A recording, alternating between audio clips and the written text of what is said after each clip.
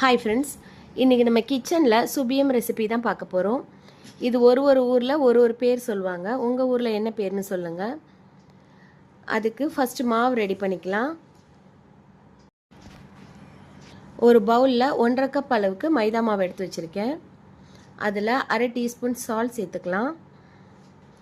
2 table spoon அளவுக்கு sugar, 3 table spoon அளவுக்கு தோசை மாவு, இதெல்லாத்தையும் நல்லா மிக்ஸ் பண்ணிவிட்டு கொஞ்சம் கொஞ்சமாக தண்ணி சேர்த்து இந்த அளவுக்கு திக்னஸில் மாவு ரெடி பண்ணிக்கலாம்.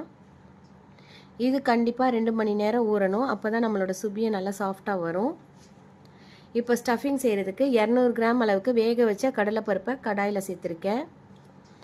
அதில் 1 கப்லேருந்து 3/4 கப் அளவுக்கு துருவின வெல்லம் சேர்த்துக்கலாம். 1 கப் அளவுக்கு கோர்ஸாக அரைச்ச தேங்காய் சேர்த்துருக்கேன். இதில் 4 ஏலக்காவும் சேர்த்து அரைச்சிருக்கேன். வெல்லம் கொஞ்சம் கொஞ்சமாக கரைஞ்சி இந்த அளவுக்கு திக்னஸ் ஆனதுக்கப்புறம் எடுத்துடலாம். நல்லா ஆறுனதுக்கப்புறம் சின்ன லெமன் சைஸ் பாலாக உருட்டி வச்சுக்கலாம். நம்ம ஏற்கனவே ரெடி பண்ணி வச்சுருக்க மாவில் 2 பிஞ்ச் அளவுக்கு பேக்கிங் சோடாவில் கொஞ்சமாக தண்ணி சேர்த்து கரைச்சிக்கலாம். இதை மாவோடு சேர்த்து நல்லா மிக்ஸ் பண்ணிக்கலாம்.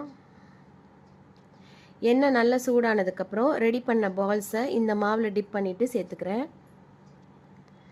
2 சைடும் நல்லா வெந்து வந்ததுக்கப்புறம் எடுத்துடலாம்.